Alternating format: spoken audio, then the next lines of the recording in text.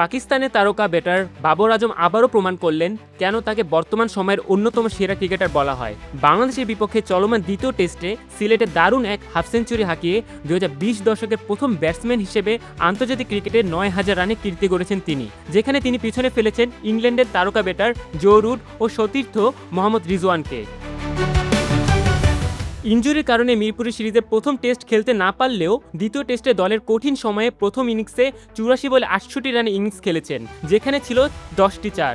দল যখন 79 রানে 4 উইকেট সমীকরণে ঢুকছিল, ঠিক সেই সময়ে তার ইনিংসের উপর ভর করেই পাকিস্তান পায় 232 রানের নির্ভরযোগ্য সংগ্রহ। 2020 সালের পর থেকে এখন পর্যন্ত 94% চিনিযুক্ত অরেঞ্জ ড্রিঙ্কস না, নিন জিরো ক্যাল অরেঞ্জ ড্রিঙ্ক পাউডার। খেলেছেন এই ডানহাতি টপ অর্ডার ব্যাটার। 231 ইনিংসে করেছেন 9,060 রান, 17টি সেঞ্চুরির সাথে তার গড় রয়েছে 42.53। তার ঠিক পরে অবস্থান করছেন জো রুট, যার রানের সংখ্যা 8,305 এবং মোহাম্মদ রিজওয়ানের রয়েছে 7,789 রান। বিরাট কোহলি রয়েছেন তালিকার 6 নম্বরে, যার রানের সংখ্যা 6,771। তবে ভিন্ন চিত্র দেখা যায় ঠিক তার আগের দশকেই, যেখানে পুরোটা সময় রাজত্ব করেছিলেন ভারতের এই সাবেক অধিনায়ক।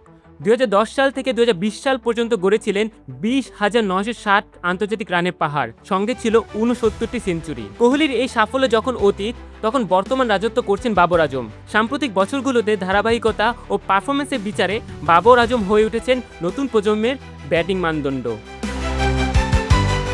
জুবায়ের খান, খেলা 71।